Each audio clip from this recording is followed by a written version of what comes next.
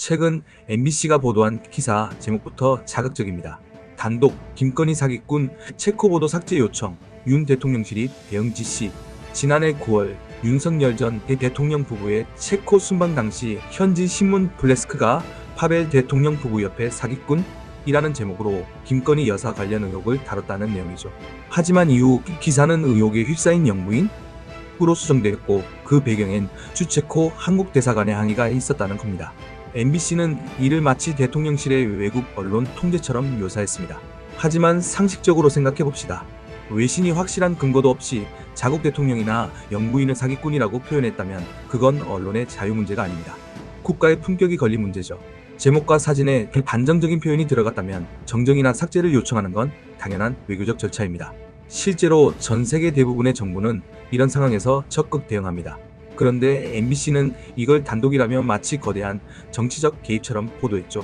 그 자체가 이미 사실 보도가 아니라 프레임 보도인 겁니다.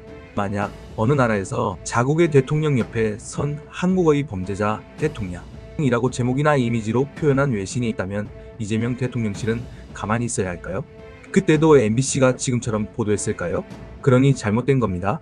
MBC뿐 아니라 국내의 여러 언론이 특정 정치 세력에 따라 같은 사안을 전혀 다르게 보도합니다. 정권이 바뀌면 태도가 바뀌고 비판의 강도도 달라집니다.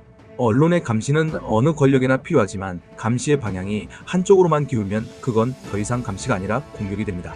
국민은 그걸 다 보고 있습니다. 언론의 역할은 권력을 감시하는 것이지 정치투쟁의 도구가 되는 게 아닙니다. 그런데 지금 많은 국민들은 뉴스를 틀기 전부터 알고 있습니다. 이건 어느 편 보도겠구나. 그 예측이 맞아떨어지는 순간 신뢰는 무너집니다. 사실보다 프레임이 앞서고 균형보다 자극을 택할 때 언론은 스스로 신뢰를 갉아먹습니다. 결국 언론 불신의 원인은 정치가 아니라 언론 자신에게 있다는 겁니다. 언론이 진실을 외면하고 국민이 언론을 불신하는 사회. 그 끝은 결국 무관심 아닐까요?